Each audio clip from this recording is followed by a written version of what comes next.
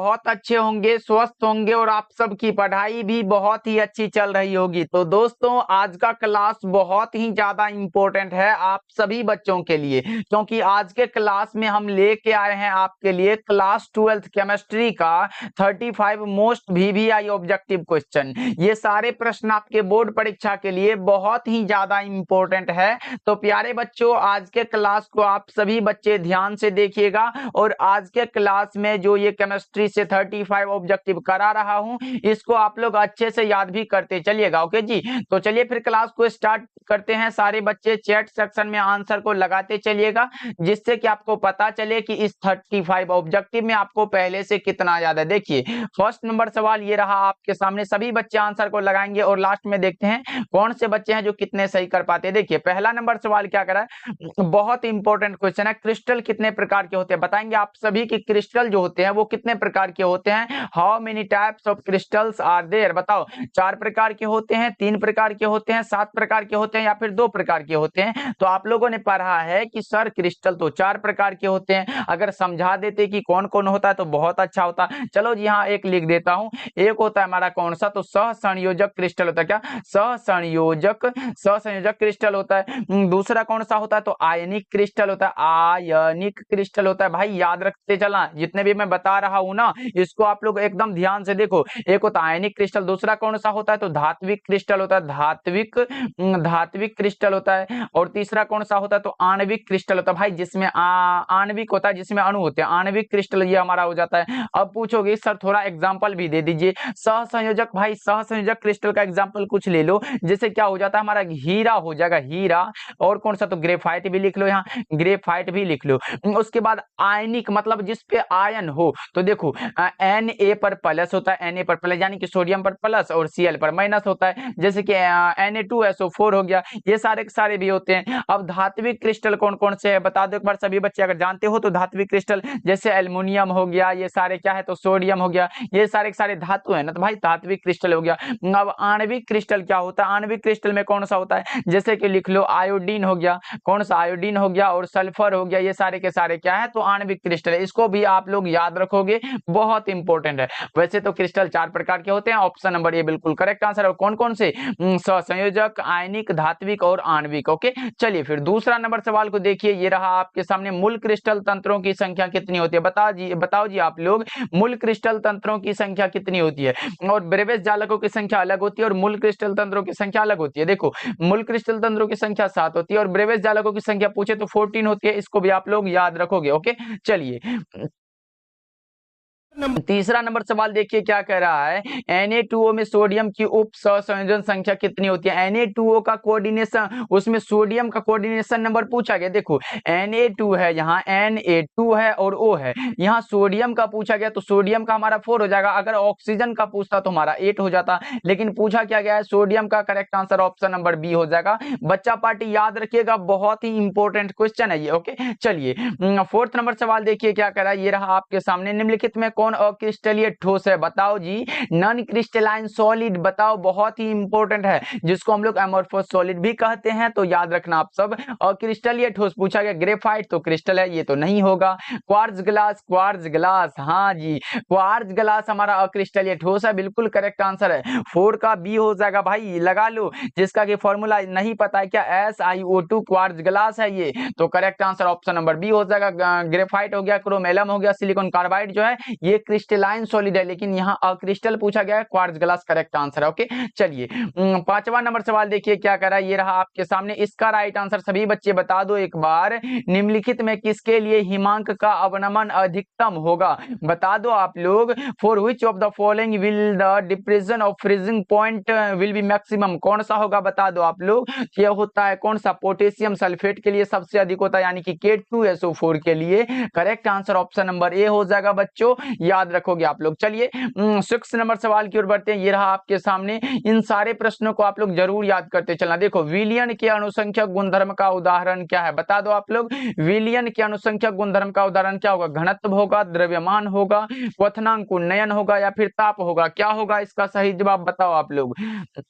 Six का सही जवाब फटाफट से बता दो। तो विलियन का अनुसंख्यक गुणधर्म वह होता है जो विलियन में उपस्थित विलय के कणों की संख्या पर निर्भर करता है भाई। तो कणों की संख्या विलियन का अनुसंख्यक गुणधर्म मात्र 4 होते हैं। कौन कौन से? क्वथनांक का उन्नयन, हिमांक का अवनमन, प्रासरणी दाब और वाष्प दाब का आपेक्षिक अवनमन। कितना हुआ? 4 हुआ। तो क्वथनांक का उन्नयन दिख रहा है तो ऑप्शन नंबर सी को टिक कर लो, सही जवाब हो जाएगा। चलिए 7 नंबर सवाल की ओर बढ़ते हैं। ये रहा आपके सामने, इसका राइट आंसर सभी बच्चे बताएंगे। निम्न में से कौन ताप द्वारा प्रभावित नहीं होती है? नहीं होती है पूछा गया आप लोगों से, तो बताओ 7 का करेक्ट आंसर क्या होगा? ताप के द्वारा प्रभावित नहीं होने वाला जो है वो है molality, molality. Correct answer option number D हो जाएगा। 7 का डी जितने भी बच्चे लगा रहे हो बिल्कुल करेक्ट आंसर हो जाएगा, क्योंकि प्रति केजी विलायक में घुले हुए विलय के मोलों की संख्या को क्या कहते हैं? तो मोललता कहते हैं। चलिए 8 नंबर सवाल देखिए क्या कह रहा है। फेराडे का प्रथम नियम क्या है? फेराडे साहब का प्रथम नियम पूछा गया है। तो एम बराबर होता है, वो ZCT भी लिख सकते हो या फिर एम बराबर आप ECT भी लिख सकते हो। तो कोई एक सही, दोनों में से अगर कोई रहे तो आप टिक करके चले आना, सही जवाब हो जाएगा। चलिए 9 नंबर सवाल को देखते हैं क्या कह रहा है। किसी भी पदार्थ के प्रतिक्रिया करने का दर निर्भर करता है, किस पर निर्भर करता है? तो ये एक्टिव मास पर निर्भर करता है। Correct answer option number A हो जाएगा। 9 का ए जितने भी बच्चे लगा रहे हैं बिल्कुल सही जवाब हो जाएगा। चलिए फिर 10 नंबर सवाल को देखिए, ये रहा आपके सामने। बता दो इसका राइट आंसर क्या होगा? प्रथम कोटि की अभिक्रिया के लिए टी हाफ लाइफ यानी कि हाफ लाइफ का मान कितना होता है? प्रथम कोटि की अभिक्रिया के लिए पूछा गया। अगर मात्रक पूछता तो हम लोग सेकंड इनवर्स लगा सकते थे, लेकिन नहीं, यहाँ मान पूछा गया जो कि 0.693 बटा में के होता है। Correct answer option number B. Okay चलिए 10 नंबर सवाल देखिए क्या कर रहा है। रासायनिक अधिशोषण अभिक्रिया, रासायनिक अधिशोषण यानी कि केमिकल एडजॉर्प्शन रिएक्शन इज कौन सा होता है? बता दो आप लोग। उत्क्रमणीय होता है, अनुत्क्रमणीय होता है, बहुलीकरण होता है, या इनमें से कोई नहीं? क्या होता है बता दो आप लोग। 11 का करेक्ट आंसर बताओ फटाफट से। 11 का करेक्ट आंसर क्या होगा? तो वो हमारा हो जाता अनुक्रमणीय। ऑप्शन नंबर बी सही जवाब हो जाएगा। याद रखोगे आप लोग, इरिवर्सिबल होता है। चलिए अगले प्रश्न की ओर बढ़ते हैं। 12 नंबर सवाल देखिए, अधिशोषण की प्रक्रिया कहाँ होती है? एक होता है हमारा अधिशोषण और दूसरा कौन सा होता है? तो अवशोषण होता है। जैसे कि देखो अवशोषण में क्या होता है? अवशोषण मतलब वो अपने अंदर समाहित कर लेता है। जैसे अब स्पंज खाते हो तो उसमें रस क्या होता है? अंदर में ना होता, ऊपर में थोड़ी ना ऊपर ऊपर रस लगा रहता है, नहीं भाई, वो अंदर भी चला जाता है। देखो और क्या होता है? पृष्ठीय घटना, जैसे कि ले लो कोई एक यहाँ पे ले लो वस्तु, इस पे क्या होता है? धूल का जम जाना। ये अगर मानो ये धूल है, मतलब ये पृष्ठीय घटना, ये सतह पर होने वाला घटना जो है ये हमारा पृष्ठीय यानी कि अधिशोषण में पढ़ते हैं हम लोग। Correct answer option number B हो जाएगा, बिल्कुल करेक्ट आंसर हो जाएगा। याद रखोगे आप लोग। ओके जी चलिए 13 नंबर सवाल को देखिए क्या करा है। निम्नलिखित में कौन सा द्रव स्नेही कोलाइड है? बताओ जी। द्रव से स्नेह करने वाला, और एक होता है द्रव विरागी। द्रव से स्नेह मतलब आ जाओ मेरे पास, और एक होता है द्रव विरागी, चलो हटो यहाँ से। देखो निम्नलिखित में कौन सा द्रव स्नेही कोलाइड है? तो गोंद हो जाएगा भाई, चिपचिपा। कौन सा? ऑप्शन नंबर बी हो जाएगा। क्या लगा लो? 13 का ऑप्शन नंबर बी बिल्कुल करेक्ट आंसर हो जाएगा। चलिए अगले प्रश्न की ओर बढ़ते हैं। ले लो 14 नंबर सवाल, ये रहा आपके सामने। लोहे का मुख्य अयस्क क्या होता है? लोहे का मुख्य अयस्क बताओ आप लोग। मैग्नेटाइट होगा, सिडेराइट होगा, हेमेटाइट होगा, या इनमें से सभी होगा? तो मुझे तो लग रहा है ये लोहा का सारा अयस्क है, तो ऑप्शन नंबर डी लगा लो आप लोग। नहीं भाई, ऑप्शन डी की ओर मत जाना। देखो यहाँ पे क्या लिखा गया? मुख्य अयस्क मतलब प्रमुख अयस्क पूछा गया। बता दो कौन सा होगा? मेन और पूछा गया है, तो मैं बता दूं वो होता है hematite. Correct answer option number C हो जाएगा। लेकिन अगर पूछता कि लोहे का कौन सा अयस्क है, तो इनमें से सभी लगा देते, तब सही हो जाता, लेकिन नहीं, मुख्य अयस्क पूछा गया है। Correct answer option number C हो जाएगा। चलिए 15 नंबर सवाल देखिए क्या करें। टीन का संकेत क्या होता है? टीन का संकेत ये TNT ये सब मत लगाना, SN होता है। ऑप्शन ए सही जवाब हो जाएगा। जैसे कि हीलियम का भी पूछा गया था आपके बोर्ड एग्जाम में कि हीलियम का संकेत क्या होता है? एक बार बता दो आप लोग। हीलियम का संकेत जानते हो तो बता दो फटाफट से एक बार चैट करके आप लोग। और हीलियम का संकेत तो He होता है। बहुत अच्छा। चलिए 16 नंबर सवाल की ओर बढ़ते। ये रहा आपके सामने, इसका राइट आंसर बता दो सभी बच्चे फटाफट से। इसका राइट आंसर बता दो, थोड़ा सा छोटा कर दिया जाए, रुको। अब बता दो इसका राइट आंसर क्या होगा? बताओ सभी बच्चे इसका राइट आंसर। सोडियम आवर्त सारणी में 16 ऑक्सीजन के अलावा कौन सा तत्व पाया जाता है? अब बताओ। अब हमारा सेट हो चुका है क्वेश्चन। अब बता दो कि आवर्त सारणी में, ओहो हो हिल रहा है, ओके, आवर्त सारणी में ग्रुप 16 में ऑक्सीजन के अलावा पाए जाने वाला तत्व कौन सा है? तो आप जानोगे तब ना कि 16 वाले ग्रुप में कौन कौन से तत्व उपस्थित है। तो चलो मैं लिख दे रहा हूं भाई। एक तो हमारा ऑक्सीजन जो कि यहाँ प्रेजेंट है, तो ऑक्सीजन को लिखना पड़ेगा ना, ऑक्सीजन हो गया। दूसरा कौन सा होता है, तो सल्फर भी लिख लो। कौन सा, सल्फर भी लिख लो यहाँ पे। तो और बताते चलो कौन सा होता है, तो और लिख लो, सेलेनियम भी होता है, सेलेनियम भी होता है, सेलेनियम भी होता है। और कौन सा होता है, तो पोलोनियम भी होता है, यानी कि पोलोनियम, पोलोनियम नियम होगा ना भाई। और यहाँ पोलोनियम भी होता है, पोलोनियम भी होता है, ये भी याद रखिए। और कौन सा, टेल्यूरियम भी होता है क्या, तो लगा लो ना, टेल्यूरियम, टेल्यूरियम भी होता है। और कौन सा बता दो आप लोग, है या नहीं। तो ये 5 ही होते हैं जो कि है। तो आपके सामने देख लो ना, ऑक्सीजन के अलावा कितने सारे तत्व हैं। तो यहाँ सल्फर ऑप्शन में दिया गया, तो करेक्ट आंसर कौन सा हो जाएगा, तो ए हो जाएगा, क्योंकि ये सेलेनियम पोलोनियम तो दिया नहीं गया ऑप्शन नंबर, सल्फर दिया गया। Correct answer option number A हो जाएगा। चलिए 17 नंबर सवाल देखिए क्या कर रहा है। H2SO4 है। H2SO4 क्या है, बता दो बच्चा पार्टी फटाफट से कि H2SO4 क्या है। तो बताओ जी, जिसके नाम में लगा हुआ हो सल्फ्यूरिक एसिड, तो ये कौन सा, ये बेस हो जाएगा क्या, एसिड ही तो होगा। Correct answer option number A हो जाएगा। चलिए 18 सवाल की ओर बढ़ते हैं। 18 नंबर सवाल देखिए क्या कह रहा है। निम्नलिखित में कौन सा धातु साधारण तापक्रम पर द्रव होता है। साधारण तापक्रम पर द्रव कौन सा होता है, बता दो आप लोग। निम्नलिखित में कौन सा धातु है जो साधारण तापक्रम पर द्रव होता है, वो हमारा होता है Hg। कौन सा, Hg होता है भाई, पारा हो जाएगा। Correct answer. चलिए अगले प्रश्न की ओर बढ़ते हैं। 19 नंबर सवाल देखिए, ये रहा आपके सामने। नाइट्रिक अम्ल किस विधि से तैयार किया जाता है, बता दो भाई। ये संपर्क विधि से हम लोग क्या, तो सल्फ्यूरिक एसिड को तैयार करते हैं क्या, सल्फ्यूरिक एसिड को तैयार करते हैं किसके द्वारा, तो संपर्क विधि द्वारा, ओस्टवाल्ड विधि द्वारा, यानी कि HNO3 को तैयार करते हैं। तो HNO3 कहने का अर्थ क्या होता है, तो हमारा कौन सा बनता है, मतलब नाइट्रिक अम्ल तैयार होता है। और प्रकाश संश्लेषण द्वारा हरे पौधे अपना भोजन संश्लेषित करते हैं। और हैबर विधि द्वारा क्या बनता है, तो अमोनिया का निर्माण होता है। तो करेक्ट आंसर कौन सा हो जाएगा, तो ऑप्शन नंबर बी हो जाएगा, बिल्कुल करेक्ट आंसर। चलिए 20 नंबर सवाल को देखते हैं क्या करा है। निम्न में से कौन सा बंध सबसे ज्यादा प्रबल होता है, क्लोरीन और क्लोरीन के बीच का बंध होता है, सबसे ज्यादा स्ट्रॉन्ग होता है। Correct answer option number B हो जाएगा। चलिए अगले प्रश्न की ओर बढ़ते हैं। 21 नंबर सवाल को देखिए क्या कर रहा है। निम्न में कौन सबसे कम क्वथनांक वाली गैस है। इसमें आप कंफ्यूज मत होना, देखो कम क्वथनांक वाली गैस पूछा गया, यहाँ एक में कौन सा है, तो देखो यहाँ हाइड्रोजन लिख लो, H2 लिख लो, नाइट्रोजन लिख लो भाई, N2 लिख लो। उसके बाद कौन सा, हीलियम भी लिख लो, हीलियम भी लिख लो। उसके बाद कौन सा, आर्गन है, तो आर्गन को भी लिख लो। तो देखो इसका सबसे कम वाला कौन सा होता है, तो हाइड्रोजन होता है। Correct answer option number A हो जाएगा, बिल्कुल करेक्ट आंसर।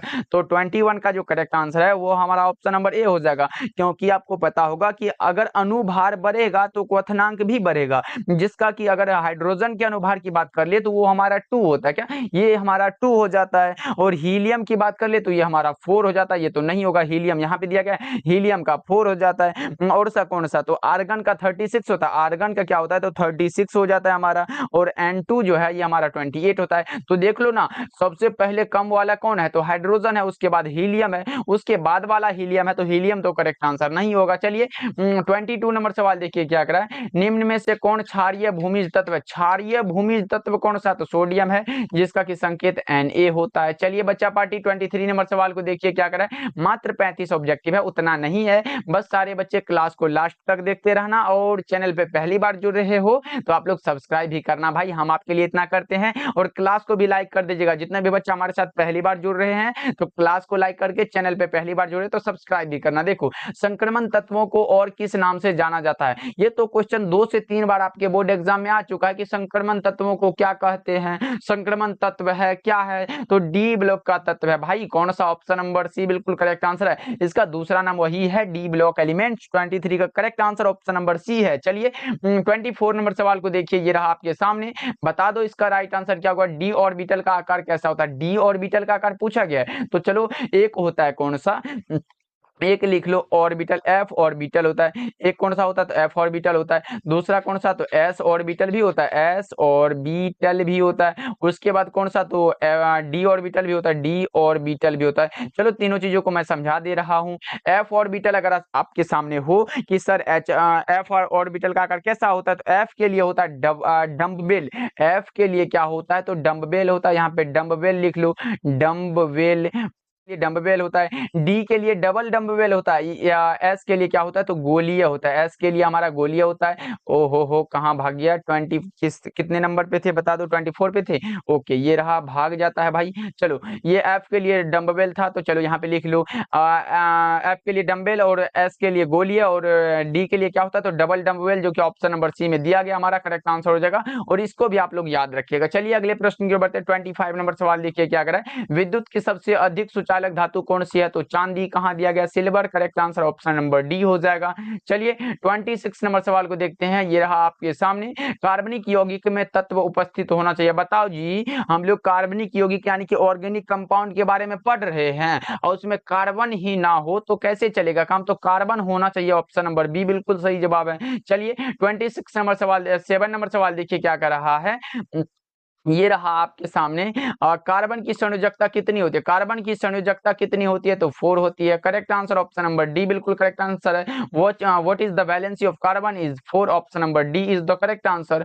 28 नंबर सवाल देखिए बच्चा पार्टी, मेथेनॉल का सूत्र क्या होता है, मेथेनॉल का सूत्र पूछा गया है, बताओ आप लोग 28 का करेक्ट आंसर। मेथेनॉल कहने का अर्थ है मेथिल प्लस एल्कोहल, तो कौन सा लगाओगे, मेथिल और एल्कोहल इसमें दिखाई दे रहा है क्या, option number A correct answer है, लगा लो ऑप्शन नंबर ए सही जवाब हो जाएगा। 29 नंबर सवाल देखिए, एंजाइम है, एंजाइम क्या होता है, enzyme is a protein. Correct answer option number C हो जाएगा, ना कि कार्बोहाइड्रेट लिपिड, इनमें से कोई नहीं तो होगा नहीं, तो correct answer option number C हो जाएगा। चलिए 30 नंबर सवाल देखिए क्या कह रहा है, अमोनिया आर्द्र लाल लिटमस को किस रंग में बदल देता है, बताओ आप लोग, अमोनिया आर्द्र लाल लिटमस पत्र को किस रंग में बदल देता है तो यह बदल देता है नीले रंग में। Correct answer option number A हो जाएगा, ब्लू रंग में। ओके चलिए 31 नंबर सवाल को देखिए क्या कह रहा है, पॉलीथीन एक बहुलक, भाई सारे इंपॉर्टेंट क्वेश्चन आया हूं, ये सारे के सारे प्रश्न आपके क्वेश्चन बैंक से सिलेक्ट किया हुआ है, तो समझ सकते हो बहुत इंपॉर्टेंट है। देखो पॉलीथीन एक बहुलक है तो इथीन का बहुलक होता है। Correct answer option number B हो जाएगा। ओके याद रखोगे आप लोग। चलिए 32 नंबर सवाल देखिए क्या कर रहा है, ये रहा आपके सामने, अरे भैया क्या हुआ, हाँ ये रहा आ चुका है आपके सामने, इसका राइट आंसर बताओ, कौन सा विटामिन की कमी से रतौंधी होता है, रतौंधी होने वाला कौन सा विटामिन होता है भाई, तो देखो विटामिन ए जो होता है जिसका केमिकल नाम क्या है तो रेटिनॉल होता है, विटामिन ए रेटिनॉल होता है, और जिसके कमी से रतौंधी रोग होता है, तो करेक्ट आंसर कौन सा होगा तो ऑप्शन नंबर ए हो जाएगा। चलिए 33 नंबर सवाल देखिए क्या कर रहा है, मानव शरीर उत्पन्न नहीं करता, निम्नलिखित में कौन सा है जो मानव शरीर उत्पन्न नहीं करता है, तो भाई हम भोजन जो करते हैं तो उससे हमें विटामिन प्राप्त होता है, तो correct answer option number C, क्योंकि ये मानव शरीर खुद उत्पन्न नहीं करता, ये हम लोग बाहरी पदार्थ यानी कि भोजन सब ग्रहण करके उसके द्वारा हम लोग प्राप्त करते हैं। यानी कि अगर आपसे पूछ भी दे कि विटामिन क्या होता है तो आप लोग लिख देना भाई, ऐसे ऑर्गेनिक सब्सटेंस जो जंतुओं तथा मनुष्यों के शरीर की उचित वृद्धि तथा उनकी जैविक क्रियाओं के लिए आवश्यक होता है, उसे हम लोग विटामिन कहते हैं। बस इतना याद कर लो, 2 नंबर में भी आया तो लिख दोगे। चलिए 34 नंबर सवाल को देखते हैं, ये रहा आपके सामने, बता दो इसका राइट आंसर क्या होगा, वह पदार्थ जो जो शरीर के ताप को कम करता है, कम करना है तो ज्वरनाशी यानी कि बुखार है, तो तब ऑप्शन नंबर ये लगा लो ना, करेक्ट आंसर हो जाएगा ज्वरनाशी, एंटीपायरेटिक होता है, याद रखोगे आप लोग। ओके चलिए अगले प्रश्न की ओर बढ़ते हैं। 35 नंबर सवाल देखिए क्या कह रहा है, पेट में अत्यधिक अम्ल बनने से रोका जा सकता है, बताओ आप लोग पेट में अत्यधिक अम्ल को बनने से किससे रोका जा सकता है, तो अब आपको आपने तो कहावत तो सुना ही होगा कि लोहे को लोहा ही काटता है, यानी कि एसिड है भाई, अम्ल अधिक अम्ल बन रहा है तो ये प्रत्यम्ल ही रोकेगा। Correct answer option number A हो जाएगा, एसिड ही रोक सकता है, तो ऑप्शन नंबर ए जितने भी बच्चे लगाए हो उसका सही जवाब हो जाएगा। तो चलिए बच्चा पार्टी, आज हम लोगों ने 35 ऑब्जेक्टिव को कंप्लीट किया, जो आपके बोर्ड परीक्षा के लिए बहुत ही ज्यादा इंपॉर्टेंट होता है, तो सारे बच्चे इस 35 ऑब्जेक्टिव को अच्छे से याद भी कर लीजिएगा। फिर मिलते हैं अगले क्लास में।